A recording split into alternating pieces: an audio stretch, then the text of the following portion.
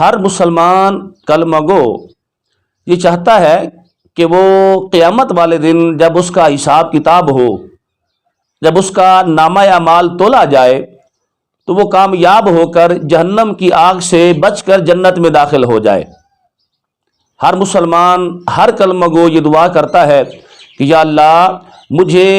جہنم کی عذاب سے بچا، مجھے نار جہنم سے بچا، مجھے اپنے غضب سے بچا اور مجھے جنت میں داخلہ عطا فرما۔ جہنم سے بچنے کے اسباب کیا ہے؟ وہ کون سے ایسے اعمال ہیں کہ جن کے ذریعے سے، جن پر عمل کر کے ہم جہنم سے بچ کر جنت میں جا سکتے ہیں؟ یاد رکھنا، جہنم سے بچنے کے لیے اور دخول جنت کے لیے جہاں نماز بہت بڑا ذریعہ ہے، جہاں قرآن کی تلاوت بہت بڑا ذریعہ ہے، جہاں نماز، روزہ، حج، زکوٰۃ، نیک اعمال اور دیگر اعمال صالحہ بہت بڑا ذریعہ ہے جہنم کی آگ سے بچنے کے لیے اور جنت میں داخل ہونے کے لیے، یاد رکھنا ان تمام اعمال سے سب سے بڑا ذریعہ، سب سے بڑا وسیلہ جہنم سے بچنے کا وہ آقا کریم علیہ الصلوۃ والسلام کی ذات والا صفات ہے۔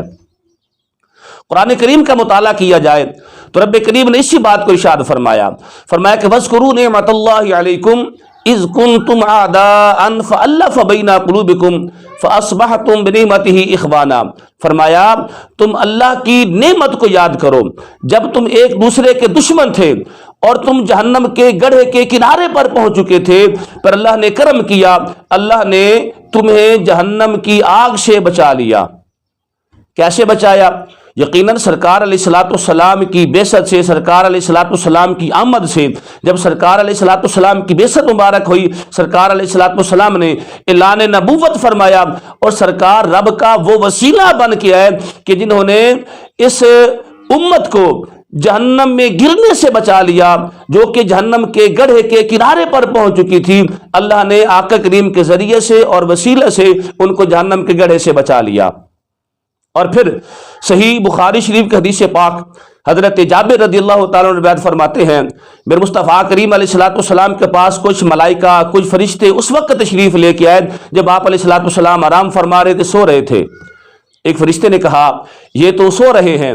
تو دوسرے فرشتے نے کہا یاد رکھنا ان کی آنکھیں سوکتی ہیں، ان کا دل جاگتا رہتا ہے۔ فرشتے نے پھر کہا کہ آپ کے صاحب کی ایک مثال ہے وہ بیان کرو۔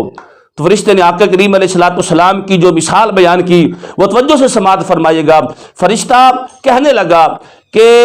ان کی مثال ایسے ہے جیسے کسی آدمی نے گھر بنایا، گھر بنانے کے بعد اس میں دسترخوان بچھایا، دسترخوان بچھانے کے بعد پھر لوگوں کو بھیجا کہ جاؤ لوگوں کو جا کر دعوت دو تاکہ وہ گھر میں آئیں، آ کر کھانا کھا سکے۔ فرشتہ کہنے لگا آدمی گیا، جا کے دعوت دی، اب جس نے ان کی دعوت کو قبول کیا وہ گھر میں داخل ہوا، دسترخوان سے کھانا کھایا، اور جس نے دعوت کو قبول نہ کیا وہ نہ گھر میں داخل ہوا نہ اس نے کھانا کھایا۔ فرشتے نے کہا ذرا وضاحت کے ساتھ بیان کیجئے، گھر سے کیا مراد ہے، بلانے والا کون ہے، اور دسترخوان سے کیا مراد ہے؟ فرشتے نے کہا کہ گھر سے مراد جنت ہے اور بلانے والے آقا کریم علیہ الصلوۃ والسلام کی ذات والا صفات ہے جو لوگوں کو جنت کی طرف بلا رہے ہیں۔ جن نے ان کی پیروی کی، ان کی دعوت کو قبول کیا، اس نے اللہ کی بھی فرما برداری کی، اللہ کے رسول کی بھی فرما برداری کی، اور جس نے دعوت کو ٹھکرا دیا یعنی آقا کریم علیہ الصلوۃ والسلام کی تبلیغ کا انکار کر دیا،